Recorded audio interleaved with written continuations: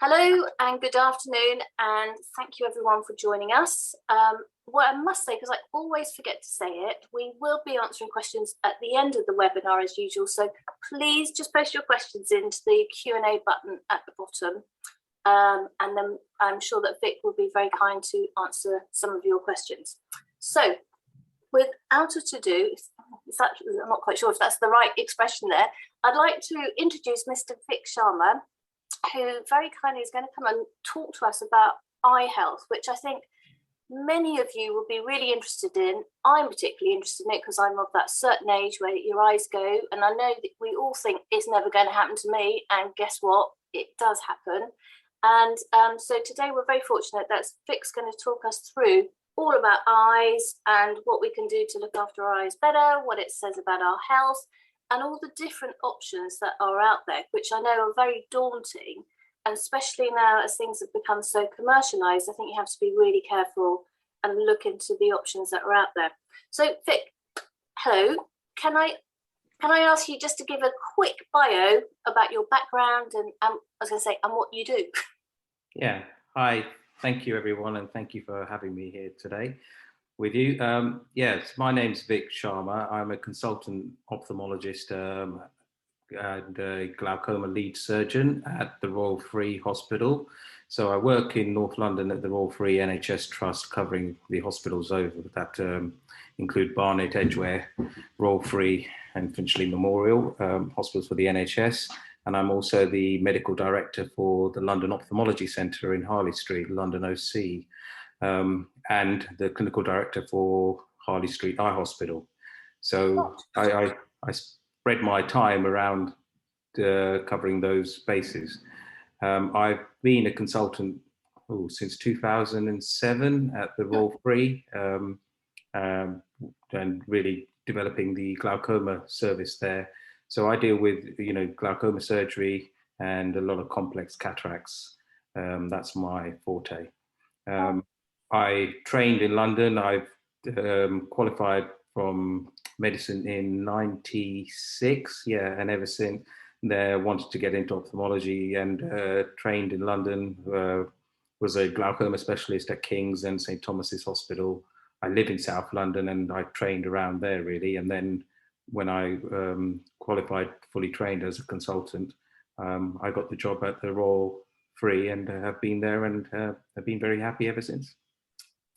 Do you know, I never ask people, and I should do, because it's always actually interesting to hear about the person who's going to talk to us. Is that what made you get into this area? What interests you? Because I'm sure you didn't suddenly go, that's what I've always wanted to do. Well, strangely, it was something that I said I would not want to do, believe it or not. And it's because my father's an ophthalmic surgeon. He's actually retired now, but in back in the days when I was a child, I used to look at his books and, just like everyone else, I suppose, who doesn't do medicine, I was quite squeamish and I was like, I'm not going to do that. Right. And then I decided to do medicine. And then when you're young, you want to get into the really exciting action, and I wanted to be a trauma surgeon. Oh. So I actually did do that for my first year at Whipps Cross, and I really enjoyed it. Oh. But at the end of that year, I was physically and mentally exhausted. You were traumatized. Yeah, it was just like, a lot of my friends were GPs, a lot of my friends were dentists and working 9 to 5 and having a great, work-life balance. And I was really enjoying myself, but I asked myself the question that would I be like enjoying this when I'm 40 and 50? And the answer I came back to was no. And then at that point, I was no longer squeamish, and I looked at eyes, and it still is. It's a very competitive field, and it's a very sought after job. And so I did look at eyes, and I thought, well, I can see why it's so attractive now. And all of a sudden, I just wanted to be an eye surgeon, and that was, I wanted to do surgery. Wow. And what attracted to me eye surgery is the precision and the tidiness, how clean the surgery is, and also how effective it is. And along with technology, we've been able to do amazing things. Like even when I trained as an eye surgeon in the 90s and the noughties, things have moved on. The things I do now were impossible to do when I was training to be an eye surgeon. So it is really, really a fulfilling job. I expect your father was very pleased, was he? Yes, he said, "I told you." And he'd always say to me, "Become an eye surgeon. Ophthalmology is the way forward." And I would look at him and go, "Yeah, maybe." And really had I was thinking of more exciting things at that time. When you're young and yeah. So it was a development in my own career that I saw the light, shall we say? Oh, and it's interesting, isn't it? Because one of the biggest business and one of the most successful people is the lady that started. Because I think it's the lady that started Specsavers. Yeah, as a family business. Yeah, I mean, opticians have really been taken over by these corporate companies, and Specsavers is one that is actually started as a family business and just grew into a bigger thing. So they were very successful commercially. Yeah.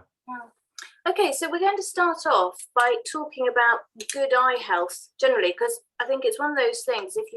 If you've been lucky, well, like myself, I've always had good eyesight.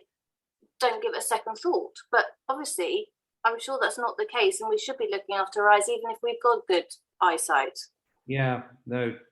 Absolutely. I mean, the eye itself as an organ is quite unique and quite amazing.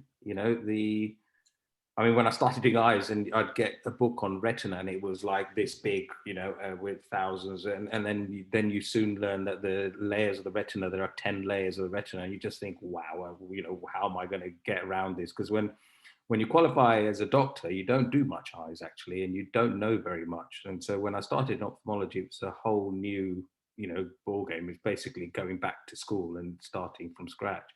And so your eyes are very, very complex, and on the whole, they do a good job, but it's also a very badly designed organ. If you think about it, you think about the amount of people that need glasses, for example, and evolution has, because of the invention of glasses, evolution has allowed the eye to stay as it is, because I'm sure without the invention of glasses, people who are very short-sighted or long-sighted wouldn't have survived out in the wild, as well as people who could think about it like that.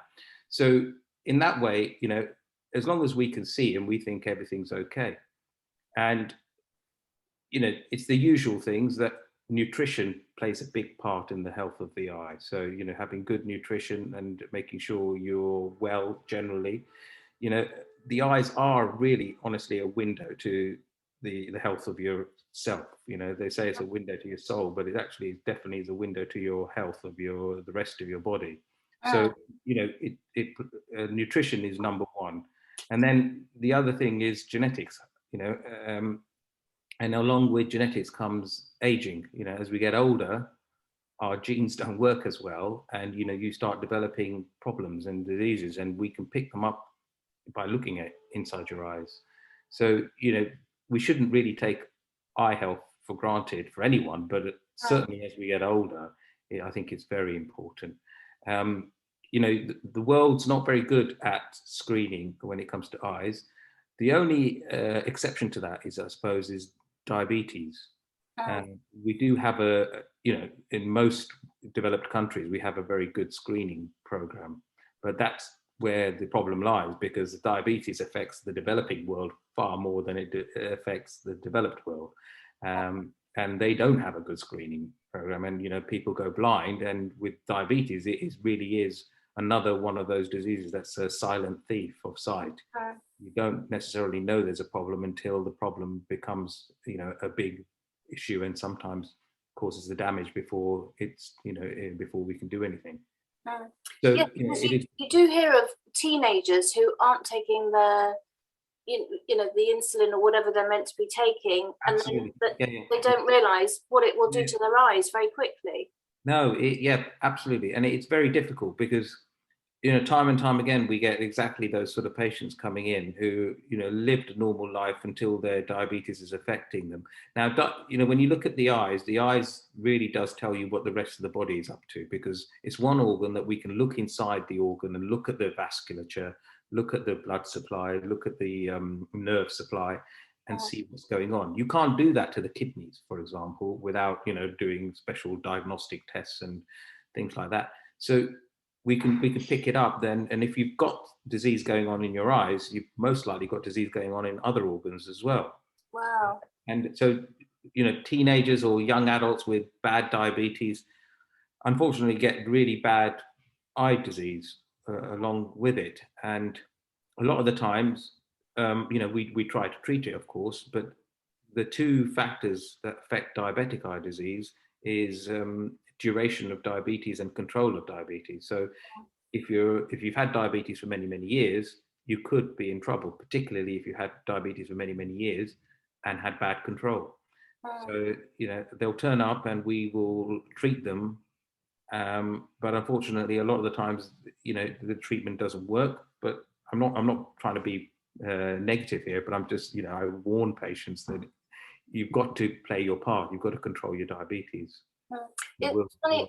Yeah, the other day we did a webinar with Yatna, which was around feet, and very much explaining, and it was feet with diabetes, and explaining to people, and that didn't sort of cross my mind, because a lot of conditions, when you pick up on them, you can improve them. But she says, and it's obviously the same with eyes in many ways, once it's got bad, it gets to a certain level, you can't get it back in your feet properly. You can't get the feeling back again. That's it. It's exactly the same thing with the eyes and it's diabetes. The diabetes affects those small blood vessels that supply the tissue and the nerves, you know. So if the nerves and the tissues don't have the blood supply, they will, you know, eventually die.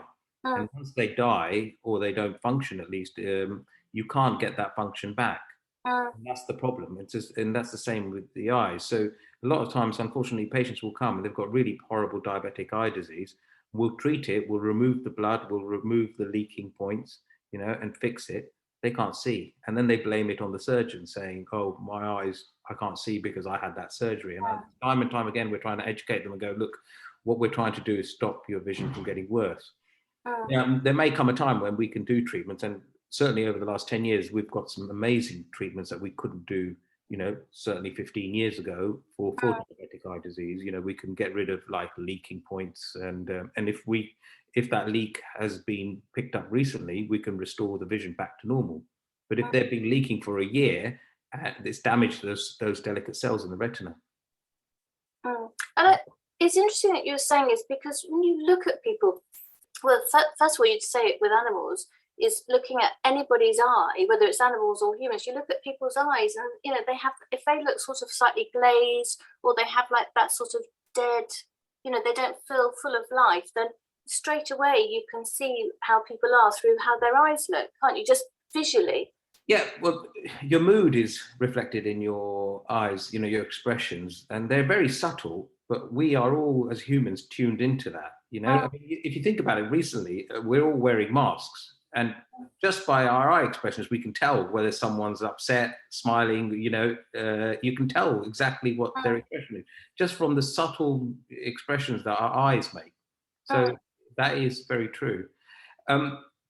As we get older, we do seem to lose the sheen on our eyes, you know, we have sparkling eyes. And as we get older, we seem to get, you know, little circles around the edges of the cornea, which can luster it. Our lenses get cloudier and, you know, cataracts. So our pupils aren't as dark as they used to be. So, you know, yeah, so there is that aspect as well. And yes, I suppose it's the vitality, isn't it? I mean, that's what, you know, people's skin sort of does reflect how healthy they are, but it's the eyes immediately because it's such an alive thing, isn't it? Yeah. I mean, if you think about it, if you've had a bad night's sleep, your eyes are, you know, red, uncomfortable, and you don't open. So the other thing that we've obviously spoken about with health, with diabetes, and then blood pressure, and that's another thing. Yeah, and again, blood pressure is related to the blood vessels in all your body, so you know, we can pick that up. Same with diabetes, is the same type of influence. Blood pressure obviously can cause horrendous damage to your heart, to your brain, strokes and heart attacks and stuff, and can cause strokes in your eyes where you get a blockage of a blood vessel and all of a sudden you can't see. Gosh. High blood pressure, you know, chronically over time will change the blood vessels at the back of your eye, and we can see that. So we can pick up people with, uncontrolled blood pressure. So actually that moves neatly on to why it's so important to have your eyes tested. It's not just for your vision, presumably, but also for the rest of your health. Oh yeah, 100%. I mean, we can pick up so many diseases. I mean, ophthalmology has so much medicine in it, so many medical things. So we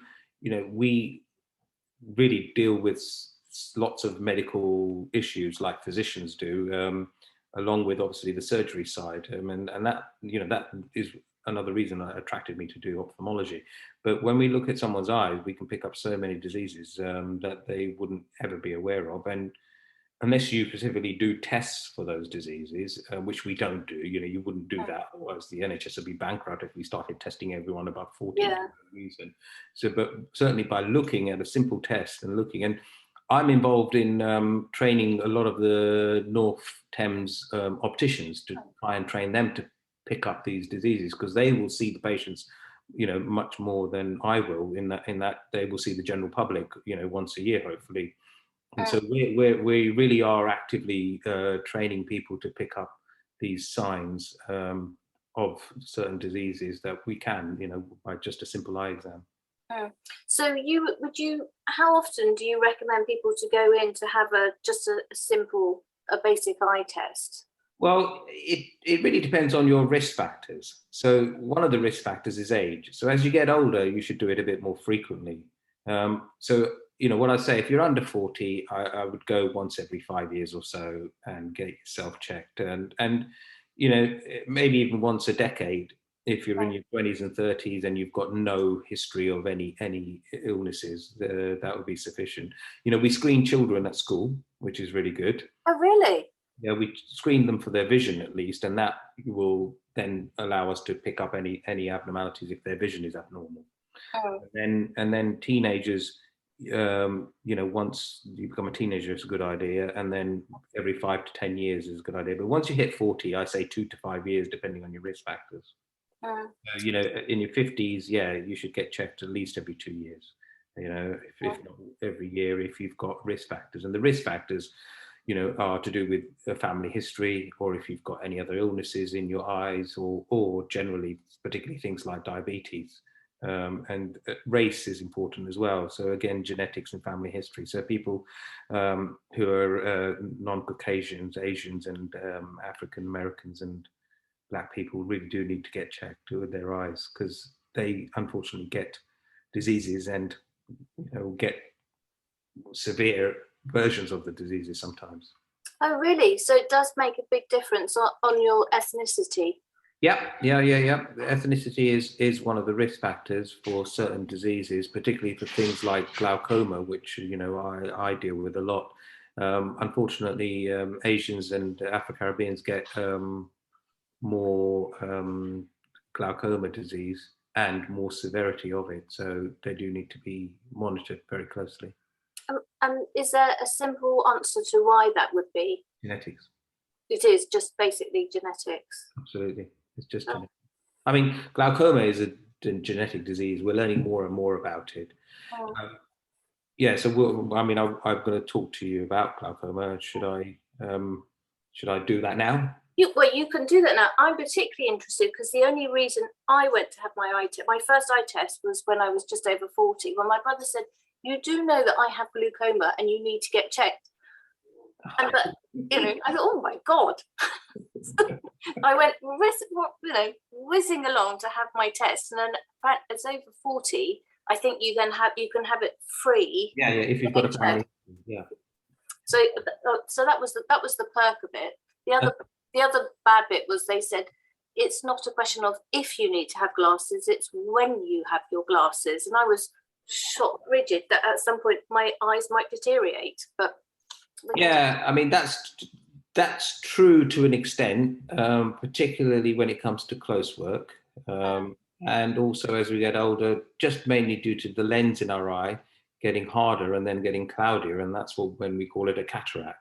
And that happens to the best of us. That will happen to us all. Even you? Even me, I'm afraid. If you live long enough, yes, it will happen. I mean, over the age of 60, we all have some degree of lens opacity in our eye. And in some people, that lens opacity is just in the wrong place and affecting your vision a bit more. And in others, others, because this can be a very gradual process, some people don't notice it, particularly if it's happening to both eyes, and don't realize it. And others will be very sensitive to the slightest change in their 60s. But 60s, 70s, 80s, we're all going to develop cataracts without a doubt.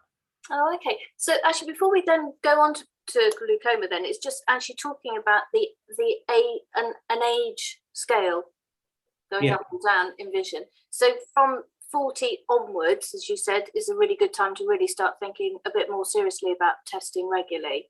Yeah. Definitely. Sorry.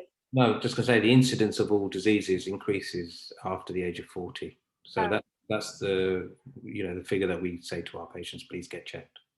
And then do most people, I mean, is it the percent, I mean, I was just trying to think, what sort of percentage of people then start needing glasses? Is it a high percentage at 50 or 60 or, are there general patterns? Yeah, there are. If you've never worn spectacles, by the age of 50, without a doubt, you will need glasses for reading. Okay, that happens to all the people that have never worn spectacles in their life and have always had good, decent vision in the distance. By their mid-40s and certainly by their 50s, they'll find they need reading glasses. It starts off with them not being able to see and pushing everything a bit further away from them, and then being able to see at certain times of day when they're feeling alert. And then when they're tired, they can't see anything close up. And then they'll come to me and go, there's something wrong. Yeah. I'll usually reassure them and go, there's actually nothing wrong. You're just becoming what we call presbyopic. And it's just part of the aging process of the eyes. And it's really to do with the lens in our eye and the eye muscles that help the lens to mold. They're getting weaker and the lens is getting a bit harder and can't mold so that it can focus in for near vision. And so that's going to happen to most people, unless you're short-sighted. If you're short-sighted and you've needed glasses for, driving and watching TV and things like that, when you're older, you can just take your glasses off and you can read, but otherwise, everyone's going to find that they need glasses or some kind of treatment to correct that.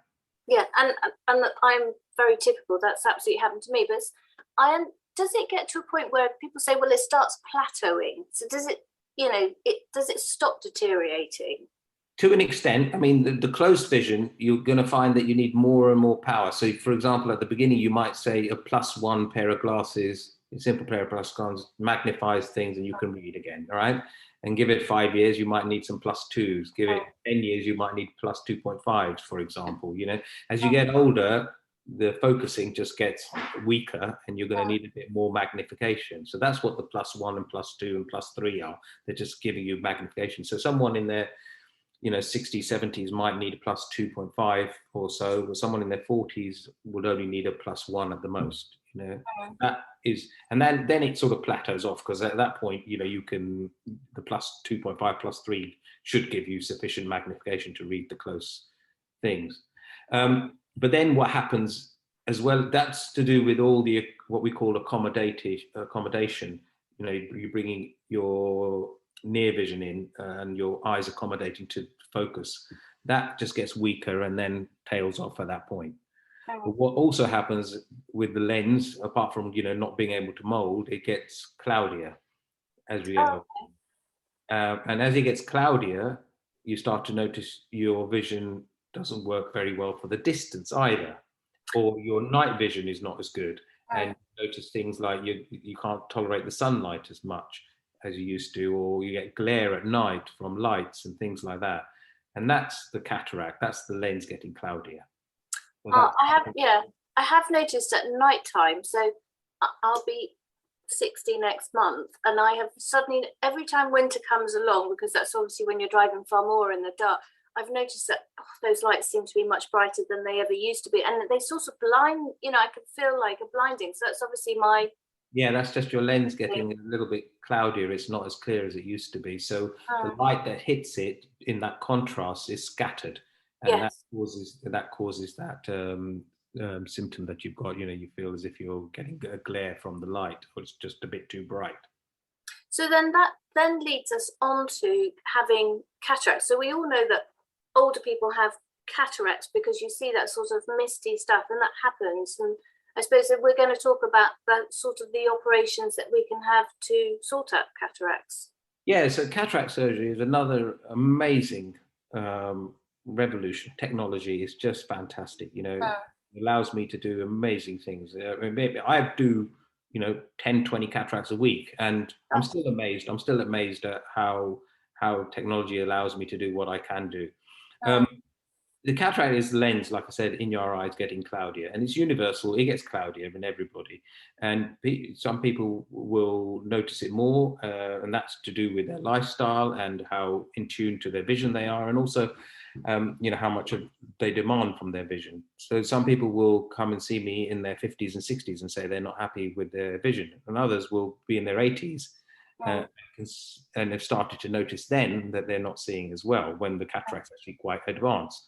So we're all different, but certainly cataract surgery used to be, a big incision in the eye, take the whole lens out as one, and then in those days, if you remember, in the 80s, we used to give people really bottleneck spectacles to wear after cataract surgery because they were big +10 prescription glasses that they had to wear to see. That's all changed. I mean, in those days, you couldn't do a cataract until it was what we called ripe, which was basically it was a hard, hard disc, and it was all going to come out quite easily out of the eye in one go rather than be soft and cause problems to the surgeon. But now things are different. We do surgery. Surgery now with myself, for example, takes 10 minutes. There's no injections. We just give you drops and it numbs the eye. And people always say, "Oh, how am I going to stay still because it's going to hurt?" And I'm like, how can I afford to let it hurt you? Because if it hurts you, you're going to move, and I can't afford for you to move. I'm, in your eye, and there's a micromillimeter distance between disaster and success. So I can't afford for you to move. So I have to make sure you're absolutely comfortable. So they don't, it is a painless procedure, and make a small incision. We take out the cloudy lens and we replace it with a new artificial lens. And that artificial lens, again, the designs and the options are amazing. What we can do, we can now design a lens for that eye, made bespoke for that person, so that we can fix any of the problems that we need to fix. So we can fix short-sighted, long-sighted, astigmatism. We can do it all, and then give them their vision back to what it was, when they were in their 20s, for example. Oh gosh, yeah. So is it the same as having contact lenses? No. But just inside. Yeah, the contact lenses sits on the front of your eye. If we put a contact lens on the front of your eye, it's like wearing glasses. Yes. If you've still got a cataract inside your eye, your lens is getting cloudy. You're still going to have to look through that cloudy lens. You're still not going to see. I suppose I meant, is it the same as like having a contact lens? Is it the same type of lens that you'd have as a contact lens that goes in to replace for the cataract? No, not really. It's these lenses were invented just out of interest from the Second World War. Harold Ridley, one of the surgeons at St. Thomas's Hospital, noticed that these fighter pilots were coming in with plastic bits from their shields, shattered shields, plastic bits in their eye, and the eye was absolutely quiet and happy and hadn't rejected this plastic. So that's where the intraocular lenses came in from, the IOLs we call them, and they're basically little plastic discs designed, with a specific power in them, and they're inserted. So what we do, we make a very small incision at the front of the eye. We insert an ultrasound that basically goes in, crushes up the cataract and sucks it out through that incision, and then the cataract is held together inside the eye in a little bag. We call that the capsular bag. So it's like a little bag with ligaments holding it in place. We make a hole at the front, take the cataract out, and then through that same small incision, we insert the new lens. The lens is folded up, it's injected in, it opens up inside the capsular bag and stays there for the rest of your life. Wow. And in that way, we haven't actually altered the anatomy of the eye. the capsular bag still holds the lens in place, albeit it's an artificial lens. It's no longer your natural lens. And that artificial lens, the material's the same since Harold Ridley's days in the 1950s. It's obviously got much better, superior designs now, and the technology has allowed us to do amazing things. But that lens sits there, and we know it doesn't degrade because we've got data going back, 80 years. So we guarantee it for life, and it will stay there for the rest of your life. And we haven't, in that way, altered the anatomy of the eye. The lens is sitting inside the little lens capsular bag and allows people to see. So the procedure itself takes about 10 minutes. It's done, and that's it. And the patients go home the same day. No, you don't have to stay in hospital. There are no stitches involved. And I did a chauffeur. I did his surgery. When was it? On Monday. He rang me yesterday morning, said he's driving, and I told him not to drive until I see him. He said, "Listen, I'm driving. I haven't had this good vision in many years. I know I can." So and you can tell that I have no idea. And I suppose most people would, like myself, they never come, it hasn't happened to yourself, so you wouldn't necessarily know. But do you have one, what about doing short and long? Do you have different lenses or? Yeah, there are options. I mean, just simply speaking, there are the monofocal lenses. So the lenses that we use on the NHS, because on the NHS you're only allowed to use one type of lenses due to costs, and if you wanted to get rid of your glasses, that we class that as a cosmetic procedure. So the NHS shouldn't really cater for that. We couldn't afford the costs involved. But so the monofocal lenses will give you distance vision, and you'll need to wear reading glasses. And that's what we offer, and that's the standard cataract surgery. Within that, we can, and I do this in the NHS for patients who want to, because there's no extra cost. We can give you monovision. So we could make your dominant eye, we look at your dominant eye, we make the dominant eye tuned for distance, and we make your non-dominant eye tuned for near. And that's just basically selecting the power of the lens. It's the same lens, but we select the power of the lens so that you've got good distance vision in one eye and reading vision in the other. And to do that, we sometimes, I always mimic that before the surgery by giving the patient contact lenses to wear to mimic that vision and see if they're happy with it. Because some people are very happy with it, and others don't like the fact that one eye is not seeing as well as the other. So, that is an option, and that's what we call monovision. And like I said, we will always trial it with the patient before the surgery. And if they're happy, we can do that. The disadvantage of that is you may lose a bit of your stereo vision. So if you're a keen sportsman, things like that, then, we need to think hard. If you work up in height buildings and stuff, I don't want you to trip over because your stereo vision isn't great. So, we need to be a bit cautious about it. But on the whole, it does work. The advantage of that is you get really good quality vision. Okay. And so then for the other, so that's the NHS option. Yeah. Some NHS surgeons will offer monovision, others won't. I do, because it doesn't actually cost the NHS anything extra. It's all the same material. It's just a choice of power of the lens. And then the other option is the multifocal lens option. And they work very well. Again, the two disadvantages of the multifocal lenses is the costs. They do cost more. So that's why they're not available on the NHS. And the multifocal lenses, if you go back historically particularly, they were not that good, in that they would cause patients quite a lot of funny reflections, what we call halos or glare. So at night time, they'd notice, rings around lights or get glare from oncoming headlamps and things like that. They have been designed better, and I'm completely independent, so I can choose whichever lens I want, and I would only dream of giving my patients the lens that I would choose for myself was I to have surgery. And the newer lenses, they cost a bit more, but they're so worth it. I mean, the risk of halos and glare is now less than 5%, whereas it used to be over 50%. Oh, what? Yeah. So I've never liked those lenses. I never offered multifocal lenses 10 years ago, but I certainly do now because the lenses are so good. And about 90% of people who have that procedure never wear glasses again. And can they do? And are they both the same lenses? Yeah. Well, yes, they're both the same lenses for distance. So your eye will see perfectly well for the distance in both eyes. And then what we have options for reading. Some people will say it's very important for me to read the smallest, tiniest print. And others will say it's really important for me to see my dashboard or see my music sheet or my artwork that I'm doing, for example. So we do have lenses that tweak it. And in fact, one of the companies is just fantastic. Their lens designs and their options are amazing. And they do lenses which are exactly the same when you look at them, but they have a slightly different power in the near bit so that people can see.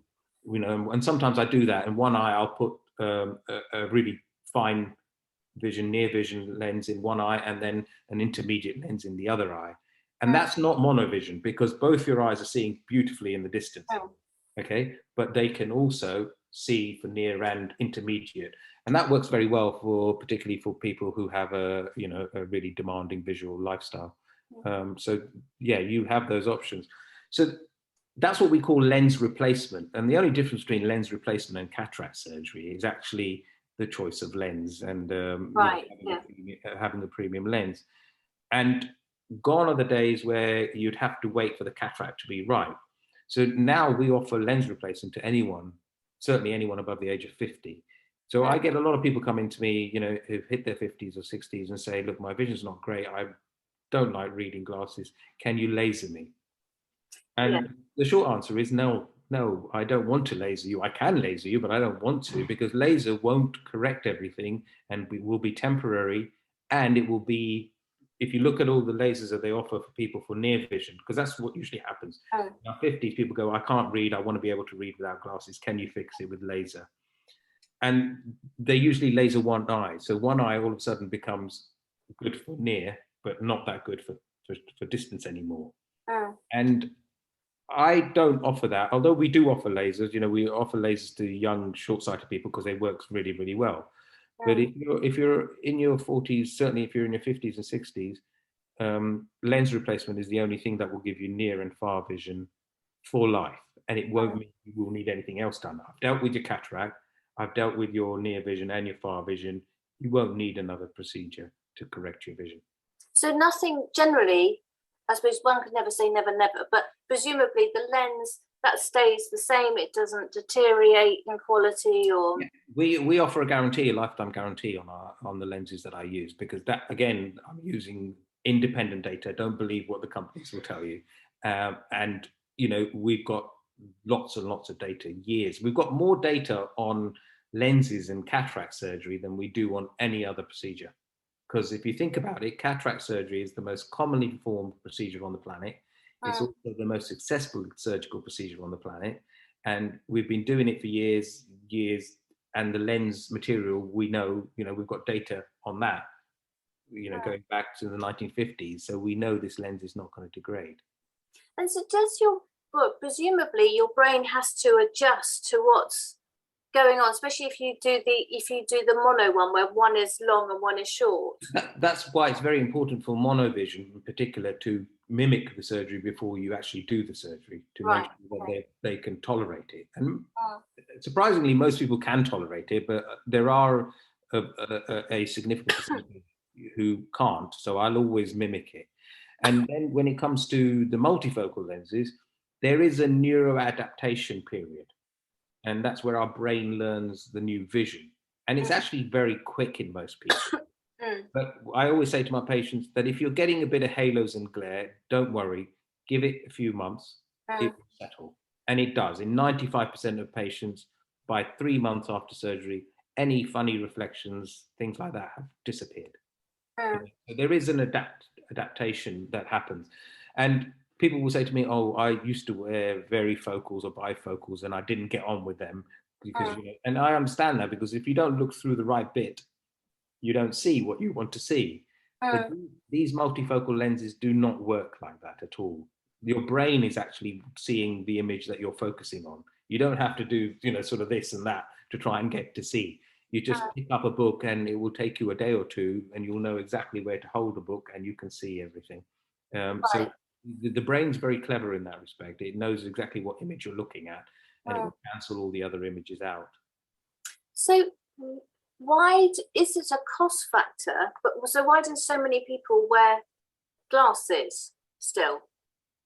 Do you know, I asked myself that question because I've never worn glasses, and speaking to you earlier, you were saying, you know, you're trying to find your glasses everywhere, and they're everywhere, and you still can't find them. And it's so true. I can't imagine, you know, having to stumble around looking for glasses. Pain in the neck. Yeah, yeah. I did a policeman last week, and he said to me, "This is the best thing I've ever done because I've saved so much time fumbling around, you know, trying to make my notes and look for my glasses. Now I can just pick up my notepad and write it here while I'm on the streets doing my work. And you've saved me, you know, lots and lots of hours of time. Yeah. So yeah, I don't know why. I think the main reason is people don't know that their options are there. I mean, 9 out of 10 times when I see people who've come in for vision correction, they're asking for laser treatment, and they haven't heard of lens replacement. Is that because it's very commercial? Because I'm sure there was a spate of lots of commercials about having laser treatment on your eye. 100%. I mean, you know, laser treatment just went crazy in the 90s and onwards, and still is, you know, still huge adverts. I mean, I don't go on social media much, but if I do, and because I have a link to eyes, I just get adverts for lasers galore coming up, you know, all the time. Yeah, so that's absolutely right. It's just purely because lasers are commercially, you know, really well known, whereas lens replacement isn't always a thing. Although, you know, like I said, lens replacement is cataract surgery, actually. It's a fancy name for it, because you don't want to tell someone in their 50s, oh, you're going to have cataract surgery. That just doesn't sound right, because cataracts is older people. So, yeah, totally. and the name we give it is lens replacement or refractive lens exchange. And you know, to be fair, it is refractive lens exchange. It's people are having this procedure done not because they're developing cataracts, or sorry, I should say not because they've developed cataracts, but they are developing some degree of cataract, some degree of hardness of the lens, and some degree of opacity. And the procedure is the same. In fact, it's a little bit easier when I'm doing younger patients because the cataract is so much softer. It just comes out of the eye. You know, the ultrasound can crush it up and suck it up even quicker and easier. So you need less energy, and the procedure is a lot quicker.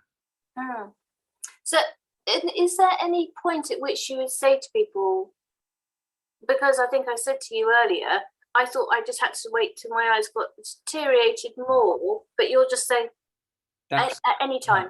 Anytime. It's up to the patient. So I always say it's up to the patient. So some patients will ask me, what shall I do? And I'm like, I can't answer that question because it's a personal decision. But there are two camps as far as I can work out. One is, well, I'm not having anything done unless it's absolutely necessary. So cataract surgery is never necessary. It's an elective procedure that you choose to have done. The other camp is, well, why don't I have it done now and enjoy the full benefit of it for the rest of my life? If I'm going to need a cataract in my 60s or 70s, why don't I get it done earlier and get rid of my spectacles and enjoy life, you know, and enjoy the benefits of that surgery? So, you know, it's always a patient's choice. Well, you're definitely selling it to me. I know we're not here selling it. Definitely been thinking it sounds good. Is there, so having that, do you have to worry about your eye care, protecting your eyes more than you would do normally when you've had that? No, for the first month you're on drops and you can't go swimming, but apart from that, you can do whatever you want to do. You know, you don't, none of this old things that you couldn't bend over, you couldn't pick anything up, you couldn't watch TV, you couldn't cook or things like that. Not true. You can do whatever you want. The only two things I ask my patients not to do is don't rub your eye, particularly in the first month, and don't go swimming for a month. And you're not meant to drive straight away either. Yeah, I always like to, I mean, I can't, you know what the vision's doing until I've seen the patient after the surgery. So after the surgery, I can say, yes, you can legally drive, or no, you shouldn't drive for a little bit longer. So, you shouldn't drive straight after surgery for sure without seeing your surgeon. Yeah. So going back again, so the one that is the glaucoma side that we haven't discussed, which would definitely be worth going over, because obviously that's something that everyone who may be aware that they could have it should be onto it, shouldn't they, sort of straight away? Yeah, so glaucoma is a disease, and one of the terminology used for it is a silent thief of sight, and that is unfortunately so true. But it's not an absolute truth in that most people, you know, don't lose their sight, particularly if you're caught early enough. You know, over 90% of patients with glaucoma lead a completely normal life with good vision. So that's the first thing I want to say to people. You know, I don't want you people to worry, but at the same time, I also don't want you to forget. If you've got family history, risk factors, if you're short-sighted, you know, you've got diabetes, you've got, you're from a non-Caucasian race, you've got a family history, like I said, it's very important. And indeed, as we get older, it's very important to get checked. So glaucoma is a disease that affects the optic nerve, the nerve that takes our vision and sends it to our brain. And as we get older, the nerve gets thinner. We start to lose little nerve fibers. And in glaucoma, that process is accelerated. So we start to lose nerve fibers, you know, way quicker than we should. And, you know, that's why people say as we get older, oh, my sight's not so good. And back in the days, glaucoma was part mixed in with aging. Oh, you just got older. But we now, you know that glaucoma is actually a disease that affects the optic nerve, and we can treat it. We can't cure it. We don't have a cure. We certainly have very effective treatments to stop that nerve from thinning out and you know, basically not working. So in most cases, the vast majority, glaucoma is to do with pressure, the actual intraocular pressure. But pressure is not the only thing in the story. There are lots of factors, and that's an issue, you know, because in this country, and you know, we're a developed country where we've got a fantastic health system, we're missing about 50% of glaucoma. So that's, you know, a huge figure. 50%. Wow. You know, 50% of the patients that have glaucoma we don't even know about. Is that due to lack of education? It's to do with a mixture of things: lack of education and also lack of skill sets. And for example, if we just rely on pressure, just the pressure reading, we'll miss 50% of all glaucomas. So we may that's what I have when I go to an optician, is that puff of air, which is the pressure, isn't it? You just hit the nail on the head. I was just going to say that the puff of air is a very crude tool. If you ever come to my glaucoma clinic in the hospital or in my private center, we don't use the puff of air. And the reason we don't use it is because it's completely unreliable. It's not nice either. You're very well said. Yeah, I've had it done to myself. Yeah, I'd much prefer what we do, which is what we call applanation, where we apply a bit of drops to numb the front of the eye, and then we actually touch the front of the eye with a little blue light and prism. And that's the gold standard way of checking eye pressure. Problem is the opticians don't like doing that because they're not trained at it as such. They have to use a drop, which is an added skill and an added risk because they feel they're numbing the front of the eye. But again, in North London, we've offered them an incentive. We've given them a financial incentive if they will use that machine, because we're going to pick up glaucoma better with that machine.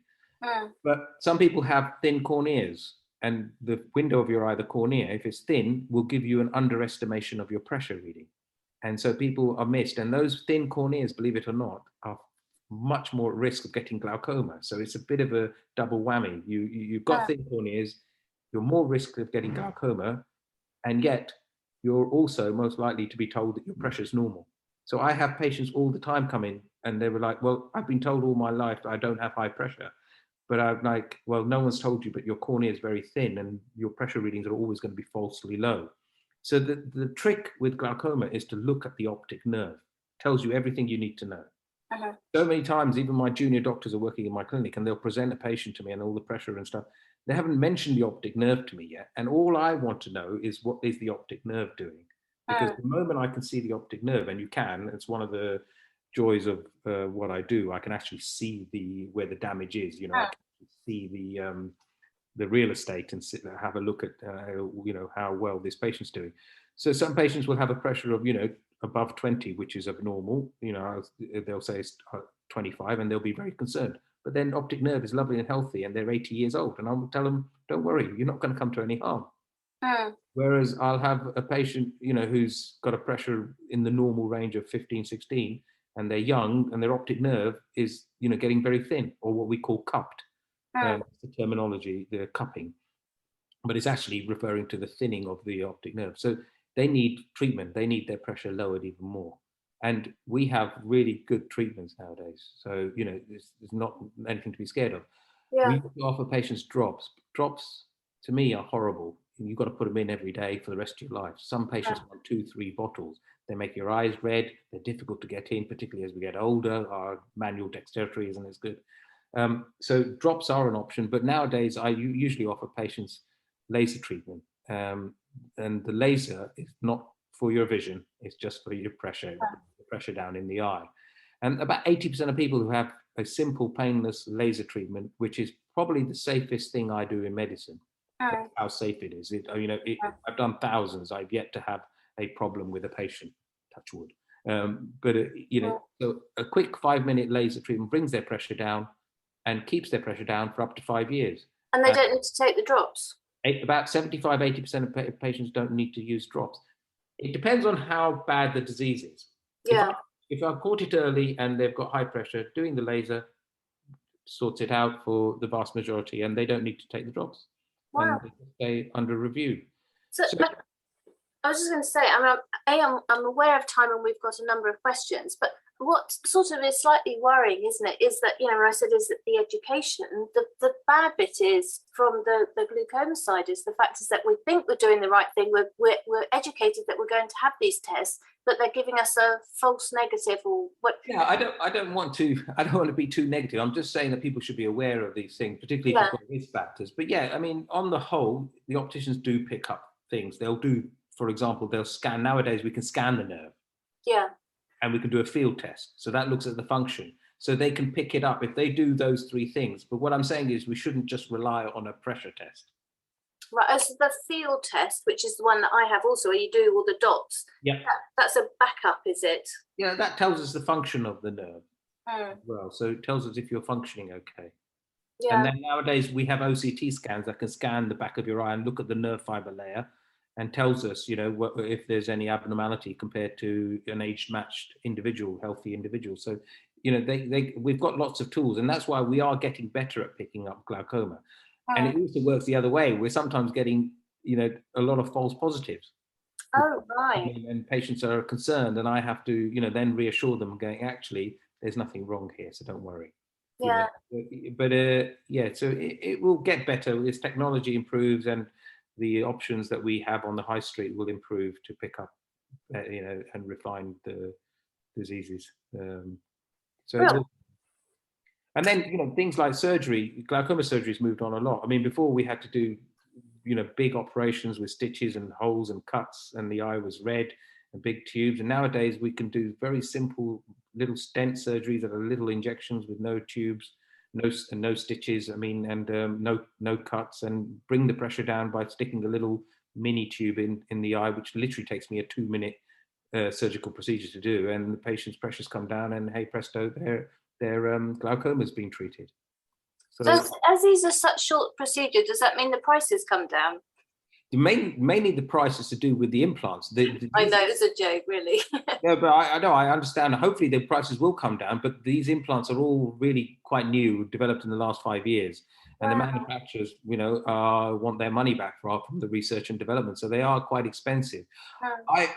I've worked with a very good trust, and we've been able to get some of these on the NHS. I mean, I've had to jump through hoops and loops and get them for the NHS by showing the advantage to our patients, safer surgery, quicker surgery, less cost to the NHS from complications and things like that. So we've been able to get these implants for my NHS patients, as well as obviously for my private patients. But a lot of the implants are, available and are, very effective. Brilliant, because there's always that battle, and we've had that because when we've had people in talking about, dentists, is the difference in the price of the materials that you have on the NHS as opposed to privately, and the battles between, You're always going to have that options. The options in privately are always going to be better. I mean, for example, I can't offer my patients, it will be me doing their surgery on the NHS. I just can't do that. One, it's not allowed, and 2, we're a teaching hospital, so I have, fellows that I've got to train for surgery. I do promise them that they'll be well looked after, because it's my job to make sure that the surgery Yeah. is safe.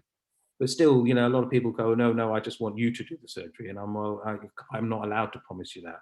Yeah. Whereas privately, I am. Obviously, privately, it will be just. But, you know, so the options will always be there. But, you know, we do have decent options on the NHS. So Brilliant. it Well, it's good to hear. Right, so let me just whiz through some of the. I'll put my glasses on now to read out the questions. Can an eye reject a new lens? No, 100% no. We've done millions and millions. I don't know how many millions. I mean, it's probably in the region of hundreds of millions by now, the amount of surgery we've done. Not had one case of rejection. Okay. What's the best treatment for dry eyes and blepharitis? There are stepwise treatments. The simple treatments are lid hygiene with heat and lid wipes, with basically massaging the oils with using a bit of heat. Blepharitis is basically, in simple terms, oil glands which sit along the eyelid margins producing the wrong kind of oil, which then irritates your eyes. So a bit of heat and using a lid wipes or mild detergent. Use Johnson's baby shampoo, nothing else if you're going to use any shampoo, to wipe the oils away, and using lots of lubricant drops. There is some evidence that omega-3 works well, high dose omega-3 supplements. And then we also have options such as IPL lasers and little ultrasonic massages to try and massage the oil glands out.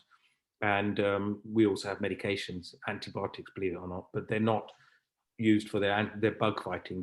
They also stabilize the oil glands in the body. So there are options in treating blepharitis. Are eye vitamins beneficial, and is there a particular one that you would recommend? If you've got a family history of macular disease, so age-related macular degeneration, AMD, then there is clear evidence that nutrition plays a big part in it. So for those patients, I say yes. And my advice really is to get good nutrition, because getting it in naturally, you know you're going to get the absorption. I'm not sure how much, you know, we individually absorb when we are taking vitamin tablets. Yeah. But any of the vitamin tablets for macular health they're all much the same. They contain lutein in it. They contain some of the important vitamins, but they're all much the same. They're manufactured by different manufacturers. So I don't have a personal preference. And then, interestingly, with glaucoma, there's a lot of evidence now with vitamin B3, nicotinamide. So that's vitamin B3, not D3, not D3, which everyone's excited about for COVID, and vitamin D in the bones and we talk about vitamin D all the time. Yes. But this is actually vitamin B3, which has been shown to be very effective in making your optic nerve a bit more hardy. So people with glaucoma, particularly people with moderate to advanced glaucoma, I do put them on vitamin B3. Right, I've written that one down for my brother. And I have dry eye syndrome. Is there anything I can do to support my eye health with this condition? Well, there's a lot you can do. And again, omega-3 has been shown to help. Your environment also helps. So not having too much aircon or not having too much central heating, keeping the humidity in your room well, and using lots of lubricants. We can use little plugs that block your drainage, that little drainage that helps to drain your tears away. We block those in people with severe disease. And we've also, developing brand new treatments where we're using patients' plasma and injecting it into their lacrimal glands and giving them their own plasma drops, which really does seem to work in relieving dry eyes. Brilliant. Thank you. So it is interesting, isn't it? There's certain things that we go to the doctor for, and then certain things that we go to specialists like you. So we don't think twice about going to, we go to the GP for everything apart from dentists and eyes. We go to specialists.